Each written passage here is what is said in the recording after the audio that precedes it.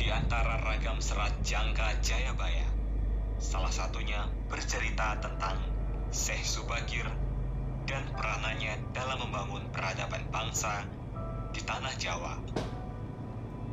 Konon ada semacam perjanjian antara Sabdo Palon sebagai pamomong atau danyang gaib tanah Jawa dengan Syekh Subakir sebagai penyebar agama Islam generasi awal di Jawa ini.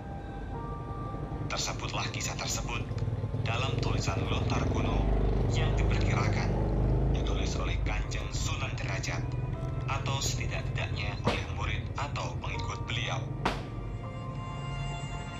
Beliau berhasil menumbali Pulau Jawa yang terkenal angker dan wingit. Beliau juga berhasil bernegosiasi dengan Danang Jawa, sang pelindung gaib tanah Jawa, untuk menyebarkan Islam di Jawa dengan beberapa syarat.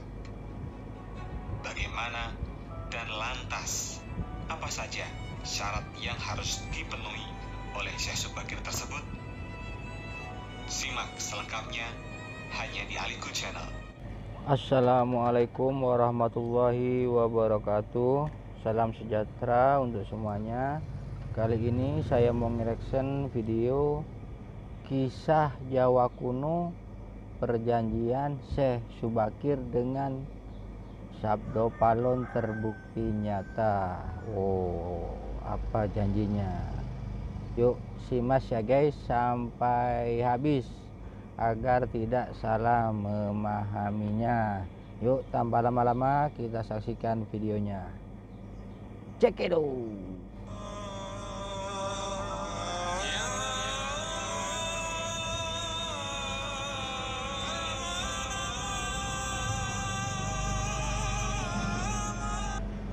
Nama Syekh Subakir Syekh Subakir. sudah tak asing lagi bagi sebagian besar masyarakat Jawa. Betul. Beliau merupakan generasi pertama Wali Songo, dikenal sebagai orang yang berhasil Generasi kembali Pulau pertama Jawa yang Wali terkenal Songo. angker dan wingit. Beliau juga berhasil bernegosiasi dengan Danyang Jawa, sang pelindung gaib tanah Jawa, untuk menyebarkan Islam di Jawa dengan beberapa syarat. Di dalam kitab Musarar diceritakan bahwa pada masa dahulu Pulau Jawa terkenal sangat angker dan kondisinya tak karuan. Pengaruh magis di tanah Jawa masih begitu kuat, di mana banyak jin dan setan menghuni setiap sudut tanah Jawa yang saat itu masih berbentuk hutan belantara. Suatu hari, Sultan Turki saat itu yaitu Sultan Muhammad I mendapatkan petunjuk untuk melakukan penyebaran Islam di Pulau Jawa. Maka diutuslah rombongan para alim ulama untuk mendatangi Pulau Jawa guna syiar Islam. Sayangnya, hampir seluruh rombongan tersebut tewas Guys. dikarenakan perbuatan para lembut penduduk tanah Jawa yang tidak mau menerima ajaran Islam. Lembutnya tidak mau ya guys. Mendengar kegagalan utusan yang dikirimnya, membuat Sultan Muhammad I sedikit gusar. Akhirnya, ia pun memerintahkan seseorang yang terkenal alim, ahli ruqyah, memiliki kemampuan untuk berinteraksi dengan dunia gaib, serta memiliki keahlian dalam membabat tanah yang angker. Dialah Syekh Subakir yang memiliki nama asli Syekh Ali bin Syekh Bakir, lelaki yang berasal dari tanah Persia atau yang sekarang lebih dikenal dengan negara Iran. Setelah mendapat perintah Sultan, Syekh Subakir langsung berlayar ke Pulau Jawa. Oh, langsung Namun, berangkat sebelum guys. sampai ke Pulau Jawa, beliau terlebih dahulu mampir ke Praja Keling, sebuah daerah yang Praja diduga Keling. terletak di India, untuk India guys. mengajak penduduk di Praja Keling agar mau menempati Pulau Jawa. Mampir ke India. Sekitar 20.000 penduduk Praja Keling turut serta dalam pelayaran Syekh Subakir menuju Pulau Jawa. Oh, banyak pengikutnya dari India ke Jawa guys. Sesampainya di Pulau Jawa, Syekh Subakir yang diyakini sebagai Dari India ke Jawa berapa hari naik kapal itu ya guys? titik pusat dari tanah Jawa. Di puncak Gunung Tidar, Syekh Subakir memasang tumbal berupa batu hitam yang sudah dirajah. Batu tersebut dikenal dengan nama Semar Aji Kolocokro di yang mampu Kolocokro. menetralisir daya magis negatif dari bangsa jin. Selama 3 hari 3 malam, batu tersebut mengeluarkan hawa yang sangat panas, sehingga membuat para lembut terpaksa menyingkir ke laut selatan Jawa. Kegegeran di dunia gaib pun mengusik ketenangan Ki Semar Badrayana, sang danyang tanah Jawa yang selama ribuan tahun khusyuk bertapa. Selanjutnya, terjadilah adu kekuatan antara Syekh Subakir dengan Ki Semar selama 40 hari 40 malam. Sebab sama-sama kuatnya, akhirnya Ki Semar menawarkan sebuah perundingan kepada Syekh Subakir yang mana menghasilkan sebuah perjanjian yang terkenal dengan sebutan Perjanjian Sabdo Palon. Sabdo Palon. Syekh Subakir menyampaikan maksud kedatangan beliau ke tanah Jawa guna menyebarkan agama Islam, agama yang dibawa oleh Nabi Muhammad sebagai pamungkas agama Samawi. Kemudian Ki Semar pun memperbolehkan Syekh Subakir untuk menyebarkan agama Islam di tanah Jawa yang ia lindungi. Berikut dialog antara Sabdo Palon dengan Syekh Subakir. Simak ya guys, agar tidak salah memahaminya ya guys. Berikut dialog penulis turunkan adalah dialog versi imajiner yang penulis olah dari hikayat tersebut dengan bahasa penulis sendiri.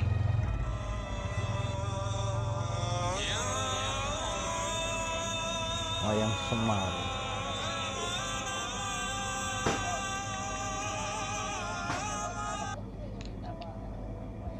Syekh Subakir.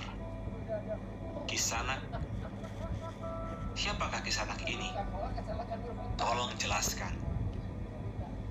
Sabdo Palon.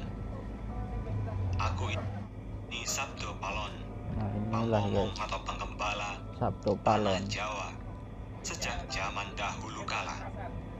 Bahkan sejak zaman kadewatan para dewa, akulah pamomong para kesatria leluhur. Dulu aku dikenali sebagai Sang Hyang Ismoyo Jati, lalu dikenal sebagai Ki Lurah Semar. Simak ya guys perjanjiannya ya guys. Bagaimana? Dan sekarang zaman Mojopahit, ini namaku dikenal sebagai Sabdo Palon. Sabdo Palon. Syekh Subakir. Oh, berarti Kisanak ini adalah danyang atau penguasa tanah Jawa ini. Perkenalkan, Kisanak, namaku adalah Syekh Subakir, Nih berasal Syekh Subakir dari guys. tanah Syam, Persia. Apa namanya? Sabdo Palon pun menjawab, ada hajat apa gerangan dengan Diko, rawuh, atau datang di tanah Jawa ini? Syekh Subakir menjawab, saya diutus oleh Sultan Muhammad Kayak yang ini ya, bertahta Pangeran di negeri Diponegoro. Istanbul untuk datang ke tanah Istanbul, Jawa Turki. ini. Saya tiadalah datang sendiri. Kami datang dengan beberapa kawan yang sama-sama diutus oleh Baginda Sultan. Sabdo Palon menjawab, ceritakanlah selengkapnya Kisanak, supaya aku tahu duduk permasalahannya. Syekh Subakir pun menjawab, baiklah. Nah diizinkan Pada ya suatu guys. malam, Baginda Sultan Muhammad bermimpi Alhamdulillah menerima ya. wisik atau ilham. Wisik dari Yang Akaryo Jagat, Gusti Allah Zat yang Maha Suci lagi Maha Luhur. Diperintahkan untuk mengutus beberapa orang alim ke tanah Jawa ini. Yang dimaksud orang alim ini adalah sebangsa pendeta, brahmana, dan resi di tanah Hindu. Pada bahasa kami Syekh disebut Subakir. ulama. Sabdo Palon Sabdo menjawab, Palon. jadi dengan Diko ini termasuk ulama itu ya?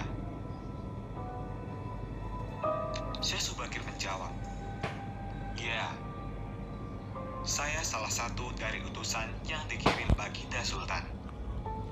Adapun tujuan kami dikirim kemari adalah untuk menyebarkan pewadah suci atau ajaran suci, amedar agama suci, yaitu Islam. Menyebarkan agama Islam ya guys, Sabdo Palon menjawab, di Pulau Jawa. bukankah Kisanak tahu bahwa di tanah Jawa ini sudah ada agama yang berkembang, yaitu Hindu dan Buddha yang berasal dari tanah Hindu? Buat apa lagi Kisanak menambah dengan agama yang baru lagi? Syekh Subakir pun menjawab, biarkan kawula dasih atau rakyat yang memilih keyakinannya sendiri. Bukankah Kisanak sendiri sebagai danyangannya tanah Jawa lebih paham bahwa sebelum agama Hindu dan Buddha masuk ke Jawa ini, Macan Jawa. di sini pun sudah ada kapitayan atau kepercayaan. Kapitayan atau ajaran asli tanah Jawa yang berupa ajaran Budi. Sabdo Palon pun menjawab, Sabdo Palon. ya, rupanya Kisanak sudah menyelidiki kaula Jawa di sini. Memang Sabdo di Palon. sini sejak zaman sebelum ada agama Hindu dan Buddha sudah ada kapitayan asli. Kapitayan adalah kepercayaan yang hidup dan berkembang pada anak cucu di Nusantara ini. Syekh Subakir. Syekh Subakir menjawab, jika berkenan, tolong ceritakan bagaimana kapitayan yang ada di tanah Jawa ini. Sabdo Palon pun menjawab, secara ringkas kepercayaan Jawa begini. Manusia Jawa sejak dari zaman para leluhur dahulu kala meyakini ada Sang Maha Kuasa yang bersifat tan kena kinoyo ngopo. Apa itu? Tidak bisa digambarkan bagaimana keadaannya. Dialah pencipta segala-galanya, Ya Allah lah. Bawono Agung dan Bawono Alit, Tidak jagat bisa besar digambarkan. dan jagat kecil, alam semesta dan alam manusia. Wong Jawa meyakini bahwa Dia yang Maha Kuasa ini dekat juga dengan manusia. Dia juga diyakini berperilaku sangat welas asih. Dia juga diyakini meliputi segala sesuatu yang ada. Karena itu masyarakat Jawa sangat menghormati alam sekelilingnya. Karena bagi mereka, semuanya mempunyai sukma. Sukma ini adalah sebagai wakil dari Dia yang Maha Kuasa itu. Jika masyarakat Jawa melakukan pemujaan kepada Sang Pencipta, mereka melambangkan dengan tempat yang suwung. Suwung itu kosong, namun sejatinya bukan kosong namun berisi Sang Maha Ada. Karena itu, Sang Maha Ada. tempat pemujaan orang Jawa disebut Sanggar Pamujan. Di salah Sanggar satu Pamujan. bagiannya dibuatlah sentong kosong atau tempat atau kamar kosong untuk arah pemujaan. Karena diyakini bahwa di mana ada tempat suwung, di situ ada yang Maha Berkuasa.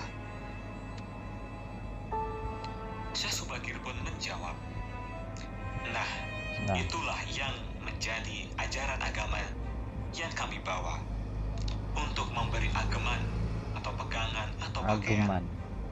yang ageman, menegaskan itu pegangan. semua, bahwa sejatinya di balik semua yang maujud ini ada Sang Wujud Tunggal yang menjadi pencipta, pengatur, dan pengayom alam manusia, bahwa atau bahkan lebih dekat Dia daripada urat leher manusianya sendiri. Ajaran kami, agama kami menekankan budi pekerti yang agung, yaitu menebarkan welas asih kepada alam gumebyar, Ulas asih. kepada sesama titah atau makhluk. Lihatlah Sang Danyang, betapa sudah rusaknya tatanan masyarakat Majapahit sekarang. Bekas-bekas perang saudara masih membara, rakyat kelaparan, perampokan dan penindasan ada di mana-mana. Majapahit sudah ada ya guys, Ini perjanjian harus itu guys. diperbarui budi pekertinya. Sabdo Palon pun menjawab, aku juga sedih sebenarnya memikirkan rakyatku. Tatanan sudah bubrah, para pejabat negara sudah lupa akan dharmanya. Mereka saling sikut untuk merebutkan jabatan dan kemewahan duniawi. Para pandito juga sudah tak mampu berbuat banyak. Orang kecil salang tunjang atau bersusah payah mencari pegangan. Zaman benar-benar zaman edan. Zaman edan. Syekh Subakir pun menjawab, Syekh Subakir. karena itu, mungkin Sang Mahajawata Agung menyuruh Sultan Muhammad Turki untuk Sultan mengutus kami ke Muhammad sini. Turki. Jadi, wahai Sang Danyang Tanah Jawa, izinkanlah kami menebarkan wewarah suci ini di wewengkon atau wilayah kekuasaanmu ini. Sabdo Palon pun menjawab, baiklah, jika begitu, tapi dengan syarat-syarat yang harus Nah inilah kalian guys, patuhi. perjanjiannya guys. Syekh Subakir menjawab, apa syaratnya itu wahai Sang Danyang Tanah Jawa? Sabdo Palon pun menjelaskan, pertama, jangan ada pemaksaan agama, dharma, atau kepercayaan. Kedua, jika hendak membuat bangunan tempat pemujaan atau ibadah, buatlah yang wagun atau bangunan luarnya nampak cakrak atau gaya Hindu Jawa, walau isi di dalamnya Islam. Ketiga, jika mendirikan kerajaan Islam, maka ratu yang pertama harus dari anak campuran. Maksudnya, campuran adalah jika bapaknya Hindu, maka ibunya Islam. Jika bapaknya Islam, maka ibunya harus Hindu. Keempat, jangan jadikan wong Jawa berubah menjadi orang Arab atau Parsi. Biarkan mereka tetap menjadi orang Jawa dengan kebudayaan Jawa, walau agamanya Islam. Karena agama setahu saya adalah dharma, yaitu lelaku hidup atau budi pekerti. Hati-hati, jika sampai orang Jawa hilang Jawanya, hilang kepribadiannya, hilang budi pekertinya yang adiluhung, Sabdo maka Palon. aku akan datang lagi. Ingat itu, 500 tahun lagi, jika syarat-syarat ini kau abaikan, aku akan muncul membuat goro-goro. Membuat gara-gara akan datang guys. Itulah perjanjiannya guys. Baiklah, syarat pertama sampai keempat aku setujui. Disetujui Namun, guys. khusus syarat keempat, betapapun aku dengan kawan-kawan akan tetap menghormati dan melestarikan budaya Jawa yang adiluhung ini. Namun, jika suatu saat kelak karena perkembangan zaman dan ada perubahan, tentu itu bukan dalam kuasaku lagi. Biarlah Gusti Kang Akaril Jagat yang menentukannya. Itulah sedikit percakapan antara Sabdo Palon dengan Syekh Subakir. Memang susah untuk mengetahui keadaan asal-usul atau gambaran kondisi sebuah masyarakat nun jauh di masa lalu. Betul. Semakin jauh masa itu, semakin gelap gambarannya. Namun, upaya-upaya ahli sejarah dan lainnya untuk menguaknya patut dihargai. Nah, itulah guys videonya guys. Terima kasih sudah menyaksikan. Wassalamualaikum warahmatullahi wabarakatuh.